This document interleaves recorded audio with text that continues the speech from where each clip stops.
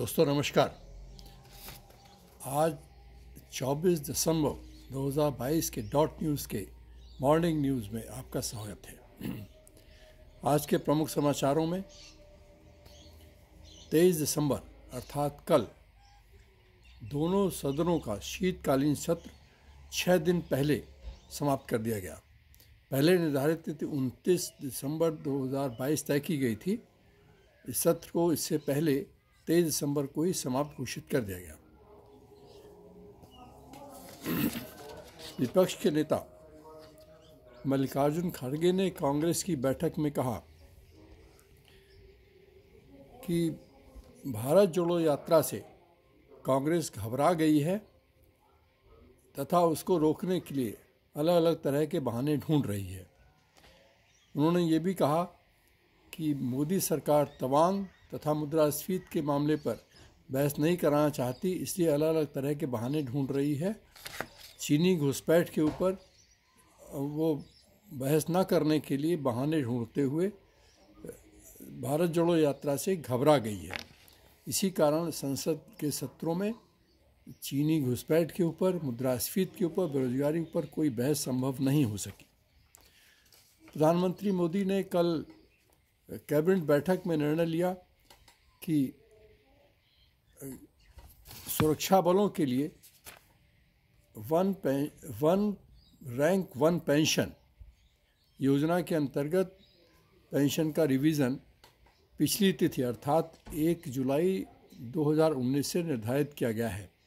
उन्होंने इस अवसर पर बोलते हुए कहा कि प्रधानमंत्री के लिए सैनिकों का कल्याण उनकी उच्च प्राथमिकता है, जिसके लिए वो प्रतिबद्ध हैं। प्रधानमंत्री ने वयोवृद्ध तेलुगु अभिनेता कैकला सत्यनारायण की मृत्यु पर गहरा दुख व्यक्त किया। वे 87 वर्ष के थे। भारत बायोटेक की नाक के जरिए दी जाने वैक्सीन को सरकार ने मान्यता प्रदान कर दी है। ये वैक्सीन प्राइवेट अस्पतालों में उपलब्ध होगी। Tata institute of genetics and society के निदेशक राजेश मिश्रा ने कहा कि भारत को ओमिक्रॉन के नए वेरिएंट BF7 से अत्यधिक घबराने की आवश्यकता नहीं है। बॉर्डर सिक्योरिटी फोर्स के अनुसार पंजाब के अमृतसर सेक्टर में अंतर्राष्ट्रीय सीमा पर घुसपैठ कर रहे द्रोण को, जो कि पाकिस्तानी बताया जा रहा है, को मार गिराया है। संसद में विपक्षी कांग्रेसी नेता द्वारा मोदी सरकार पर कई हमले किए गए हैं। नेशनल फूड सिक्योरिटी एक्ट के तहत 81.3 करोड़ लोगों को 5 किलोग्राम मुफ्त अनाज देने की योजना आगामी 1 वर्ष तक के लिए स्वीकृत कर दी गई है। कैबिनेट सचिव राजीव गाबा ने गुड गवर्नेंस प्रैक्टिस के सेमिनार में कहा कि केंद्र सरकार के कार्यालयों में क्रैच, जिम और कैफेटेरिया की व्यवस्था होनी चाहिए, जो कि अत्यधिक साफ सुथरे तथा प्रेजेंटेबल हों। उन्होंने कहा कि जनता की समस्याओं के संबंध में जनता की समस्याओं के कारण का इलाज करना चाहिए, न केवल लक्षणों का इलाज।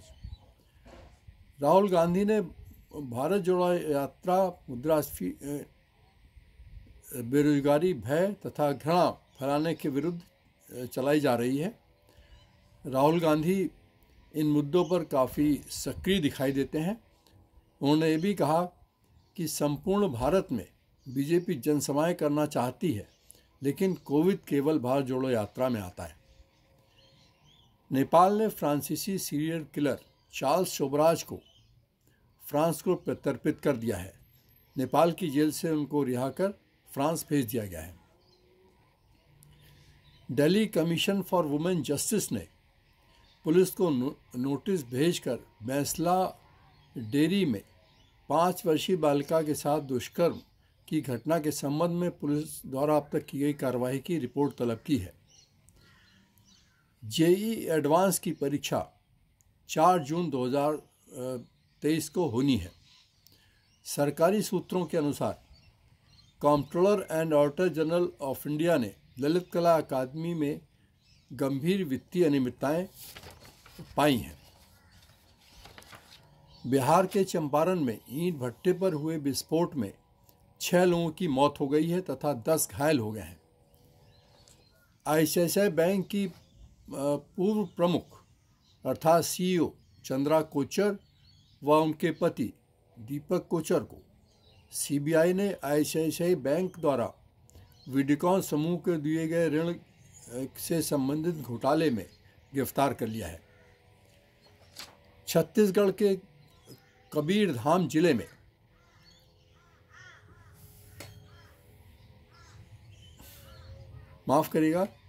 छत्तीसगढ़ के कबीरधाम जिले में कार के खाई में गिरने से 4 लोगों की मौत हो गई तथा 4 लोग घायल हो गए हैं।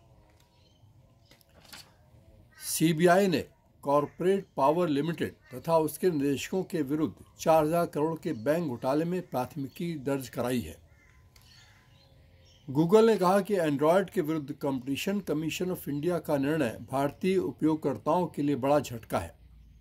बताते चलें कि सीसीआई ने गूगल के कुछ ऐप को मोबाइलों में प्रीलोड किए जाने के संबंध में गूगल के विरुद्ध निर्णय दिया था।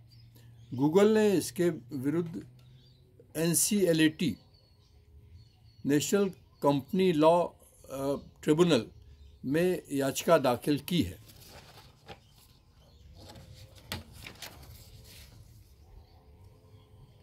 NDTV के प्रवर्तक प्रणव राय तथा राधिका राय ने अपने सभी शेयरों को अडानी समूह को बेचने का निर्णय लिया है।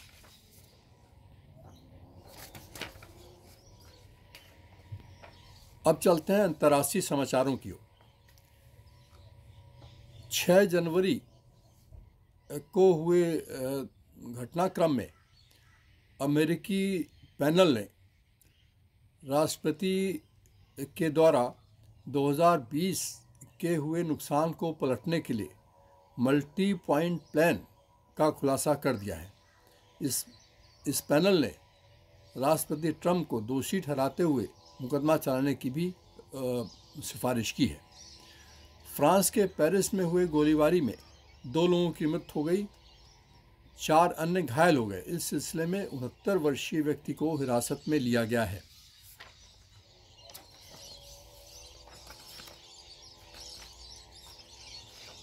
अब चलते हैं आर्थिक समाचारों की ओर। कल रुपया 7 पैसे गिरकर 82.86 पर पहुंच गया।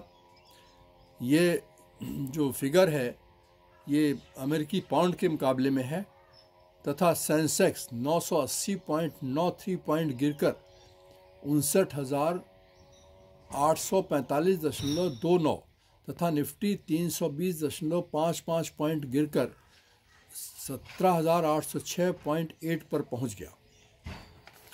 ये बाजार के लिए बहुत बुरी खबर है। इतनी बड़ी गिरावट बाजार में उथल पुथल पैदा कर सकती है। अब चलते हैं खेल समाचारों की ओर।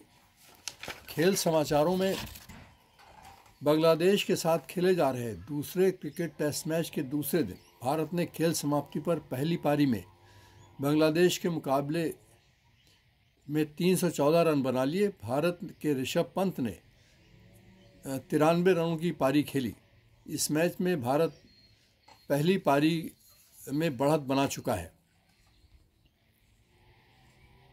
IPL के खिलाड़ियों की नीलामी हुई जिसमें वेस्टइंडीज के निकोलस पूरन को लखनऊ सुपर जायंट ने 16 करोड़ में, इंग्लैंड के ब्रेन स्टोक्स को चेन्नई सुपर किंग ने 16.25 करोड़ रुपए में, ऑस्ट्रेलिया के कैमरन ग्रीन को मुंबई इंडियंस ने 17.5 करोड़ में, सैम कैमरन जो इंग्लैंड के खिलाड़ी हैं पंजाब किंग्स ने 18.25 करोड़ में, भारत के अजिंक्य रहाणे चेन्नई सुपर किंग के लिए 50 लाख रुपए में, भारत के ही मयंक अग्रवाल को सनराइजर्स हैदराबाद ने 8.25 करोड़ रुपए में, हेनरी ब्रुक जो इंग्लैंड के खिलाड़ी हैं को सनराइज हैदराबाद ने 13.25 करोड़ रुपए में तथा न्यूजीलैंड के केन विलियम्स को गुजरात टाइटंस ने 2 करोड़ रुपए में खरीदा कहना शब्द बहुत अच्छा नहीं है, उनके साथ संविदा की।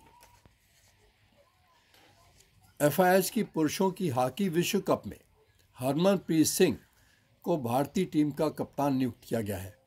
वे इस वर्ल्ड कप में पुरुषों की हॉकी टीम का नेतृत्व करेंगे। आज के समाचारों में बस इतना ही। हमारे साथ जुड़े रहने के लिए हमारे इस चैनल को .न्यूज़ को अधिक से सब्सक्राइब करने का कष्ट करें, इसको ज़्यादा से ज़्यादा शेयर करें, लाइक करें। इसी अनुरोध के साथ मैं नीलम कुमार सिंह आपसे विदा लेता हूं। कल पुनः मिलन की प्रत्याशा में। नमस्कार, धन्यवाद।